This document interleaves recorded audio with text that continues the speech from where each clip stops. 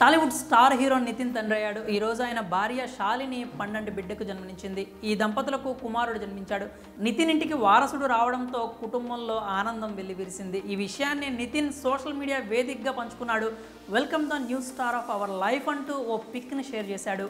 నితిన్కు బాబు పుట్టిన విషయం తెలియగానే సెలబ్రిటీలు, అభిమానులు సోషల్ మీడియా వేదికగా కంగ్రాట్స్ చెప్తున్నారు. టాలీవుడ్ స్టార్ నటి సమంత, దర్శకుడు వెంకీ అట్లూరి శుభాకాంక్షలు తెలియజేశారు. నితిన్ ప్రేయసి శాలిని వివాహం 2020లో జూలై 26న హైదరాబాద్లోని ఫలక్నుమా ప్యాలెస్లో జరిగింది.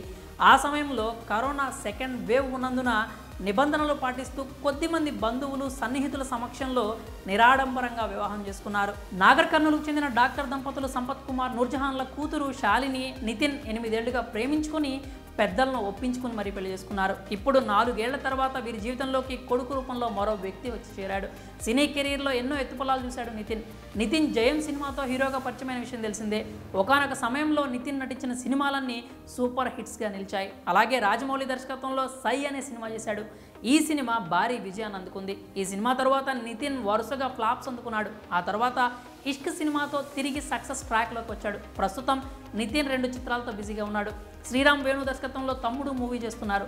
శ్రీ వెంకటేశ్వర క్రియేషన్స్ బ్యానర్పై తెరకెక్కుతోంది ఈ మూవీతో ఒకప్పటి స్టార్ నటి లయ చాలా సంవత్సరాల తర్వాత టాలీవుడ్లోకి రీ ఎంట్రీ ఇస్తోంది. అలాగే రాబిన్ హుడ్ చిత్రం చేస్తున్నాడు. ఈ చిత్రాన్ని మైత్రి మూవీ మేకర్స్ బ్యానర్పై నవీన్ ఎర్నేని, రవిశంకర్ నిర్మిస్తున్నారు. జీవి ప్రకాష్ మ్యూజిక్ అందిస్తున్నాడు.